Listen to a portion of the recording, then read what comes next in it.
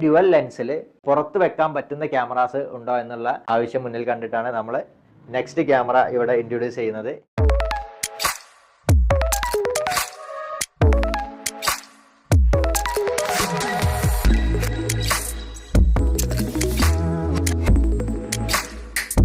Five mega പിക്സലിൻ്റെ dual ലെൻസാണ് വരുന്നത്. വിത്ത് auto tracking കാര്യങ്ങളെല്ലാം ഉണ്ട്.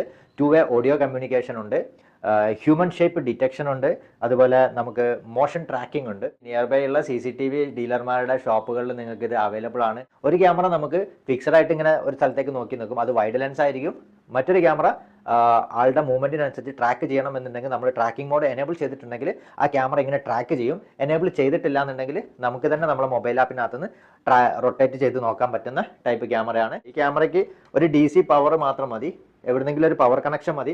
നമുക്ക് ലാൻ കേബിൾ ഉണ്ടെങ്കിൽ നമുക്ക് ലാൻ കണക്ഷൻ കൊടുത്തു കഴിഞ്ഞാൽ നമ്മളെ റെക്കോർഡറിലേക്കോ അല്ലെങ്കിൽ നമ്മുടെ ഇന്റർനെറ്റുമായിട്ടോ കണക്ടിവിറ്റി കിട്ടും.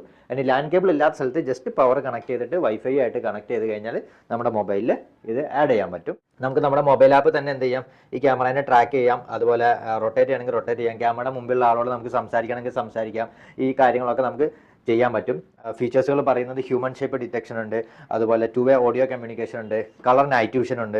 അതുപോലെ നമുക്ക് ക്യാമറയുടെ മുമ്പിൽ ആരെങ്കിലും വന്നു കഴിഞ്ഞാൽ ക്യാമറ തന്നെ ഓട്ടോമാറ്റിക്കായിട്ട് ഫ്ലാഷ് ലൈറ്റ് ചെയ്യണമെന്നുണ്ടെങ്കിൽ ക്യാമറ ഓട്ടോമാറ്റിക്കായിട്ട് ഫ്ലാഷ് ലൈറ്റ് ചെയ്യുന്ന ആ ഒരു അലാറം സംവിധാനം ഈ ക്യാമറയിൽ ബിൽറ്റിനുണ്ട്. അതുപോലെ ഈ ക്യാമറയിൽ നമ്മൾ മുൻപത്തെ വീഡിയോയിൽ കാണിച്ച പോലെയല്ല, ഈ ക്യാമറയുടെ ഓഡിയോ കുറച്ചും കൂടി ഓഡിയോ സ്പീക്കർ കാര്യങ്ങളൊക്കെ കുറച്ചും കൂടി പവർഫുൾ ആണ്. അതായത് ഇതിൻ്റെ മുന്നിലുള്ള ആളോട് നമ്മൾ എന്തെങ്കിലും നമ്മൾ ഫോണിൽ കൂടി എന്തെങ്കിലും സംസാരിച്ച് കഴിഞ്ഞാൽ ഈ ക്യാമറയിൽ നിന്ന് അത്യാവശ്യം ലൗഡായിട്ടുള്ള സൗണ്ടിൽ തന്നെയാണ് നമുക്ക് ഔട്ട്പുട്ട് കിട്ടുക. അതുപോലെ ഇതിൻ്റെ മൈക്കിൻ്റെ കപ്പാസിറ്റിയും കുറച്ച് അപ്ഡേറ്റഡ് ആണ്. അപ്പം ഓഡിയോ കമ്മ്യൂണിക്കേഷൻ കുറച്ചും കൂടി ഇമ്പ്രൂവ് ആക്കിയിട്ടുള്ള വെർഷനാണ് ഈ ക്യാമറ. ഇത് നമുക്ക് ഔട്ട്ഡോറിലും വെക്കാം, ഇൻഡോറിലും വെക്കാം. ഈ പറയുന്ന സ്പീക്കർ എന്ന് പറഞ്ഞു കഴിഞ്ഞാൽ അസാധ്യ സൗണ്ട് ക്വാളിറ്റിയാണ് ഈ ക്യാമറയുടെ സ്പീക്കർ എന്ന് പറയുന്നത്. പറയുന്നത് എന്താണോ അത് നമുക്ക് വ്യക്തമായിട്ട് മനസ്സിലാവുന്ന ടൈപ്പ് സ്പീക്കറാണ്. അതുപോലെ ഈ ഫിക്സഡ് ലെൻസ് ക്യാമറ, മുകളിലുള്ള ഈ ക്യാമറ എന്ന് പറയുന്നത് ആക്ച്വലി ഒരു വൈഡ് ലെൻസ് ആണ്. അതായത് അത്യാവശ്യം നല്ലൊരു ഏരിയ ഈ ക്യാമറ കവർ ചെയ്യുന്നുണ്ട്, ഈ മുകളിലുള്ള ക്യാമറ.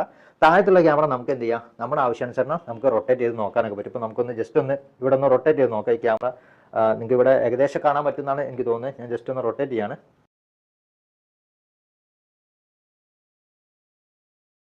എല്ലാ CCTV ഷോപ്പുകളിലും ഈ ക്യാമറ നിങ്ങൾക്ക് അവൈലബിൾ ആണ്. ക്ലൗഡ് സ്റ്റോറേജ് ആണെങ്കിൽ നിങ്ങൾക്ക് ക്ലൗഡ് സ്റ്റോറേജ് അവൈലബിൾ ആണ്. ഇപ്പം മെമ്മറി കാർഡും ഈ ക്യാമറ എല്ലാം കൂടി ഒരാൾ എടുത്തുകൊണ്ട് പോയി കഴിഞ്ഞ് കഴിഞ്ഞാൽ നമ്മുടെ ഫുട്ടേജ് ഒക്കെ മിസ്സായി, നമുക്ക് ഒരു പ്രൂഫും ഇല്ല എന്താ സംഭവിച്ചതെന്നുള്ളത്. അപ്പോൾ അങ്ങനത്തെ ഒരു കൺസേൺ ഉള്ള ആൾക്കാർക്ക് ഇത് ഈ കമ്പനിയിൽ തന്നെ ക്ലൗഡ് സ്റ്റോറേജ് അവൈലബിൾ ആണ്. നമുക്ക് ക്ലൗഡ് സ്റ്റോറേജ് പർച്ചേസ് ചെയ്തിട്ട് അത് ചെയ്യാൻ പറ്റും.